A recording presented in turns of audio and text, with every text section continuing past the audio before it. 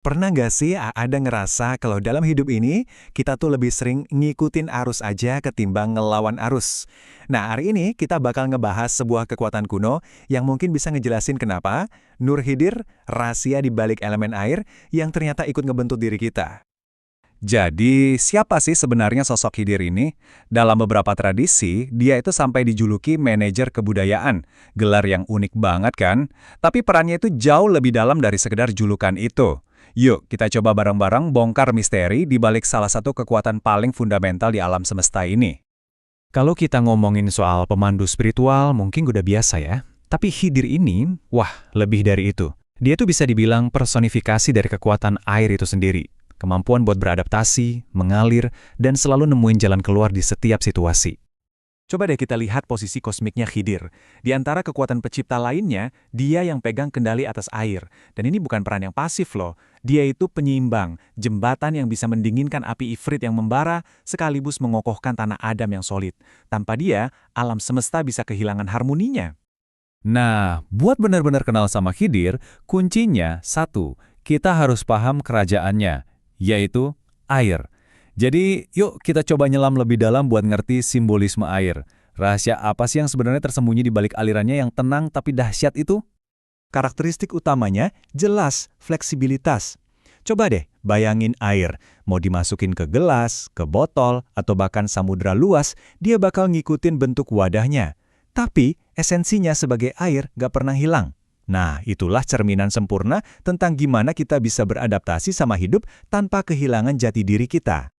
Sifat-sifat inilah yang akhirnya ngebentuk kepribadian. Kemampuan buat adaptasi, tapi punya keteguhan batin, dan punya kekuatan yang tenang. Ini bukan soal kelemahan sama sekali, tapi justru tentang kekuatan yang tersembunyi di balik kelembutan. Persis kayak air yang pelan-pelan bisa ngikis batu paling keras sekalipun. Di sini kita lihat ada dua jalan yang kontras banget. Jalan Khidir itu tentang mengalir aja bareng sungai kehidupan, nerima takdir. Sebaliknya, jalan Adam dan Ifrit itu ibarat ngebangun bendungan, berusaha keras ngebentuk dunia biar sesuai sama kemauan mereka. Yang satu tentang penerimaan, yang satunya lagi tentang penaklukan. Oke, sekarang pertanyaannya, gimana sih wujud energi air ini kalau udah ada di dalam diri manusia? Kayak apa manifestasinya di kehidupan kita sehari-hari? Sambil kita bahas ciri-cirinya satu persatu, coba deh Anda tanya ke diri sendiri. Ini gue banget bukan ya? Apakah ada bagian dari Khidir yang bersemayam di dalam diri Anda? Coba kita cek. Ciri pertama, dan ini yang paling kelihatan, adalah empati yang tinggi banget. Ini bukan cuma sekedar merasa kasihan ya, tapi ini tuh benar-benar bisa ikut ngerasain apa yang orang lain rasakan. Seolah-olah kita pinjem sepatu mereka sebentar, ikut ngerasain bebannya, biar kita benar-benar paham.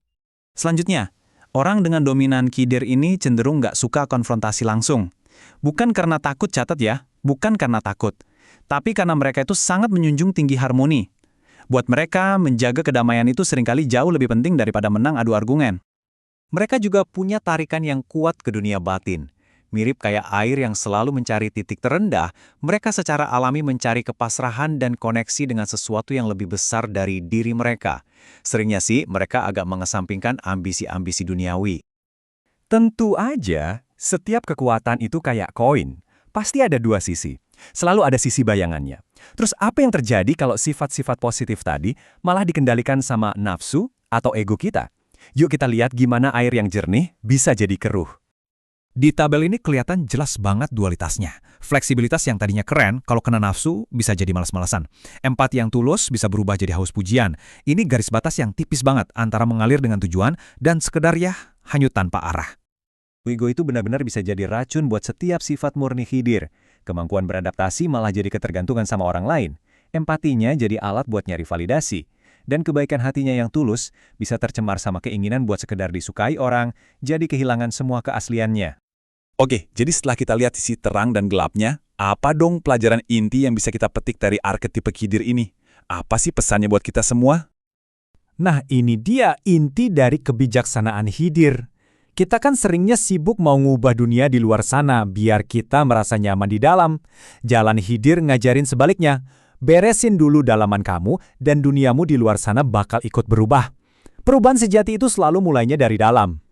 Jadi semuanya itu soal nemuin keseimbangan yang pas.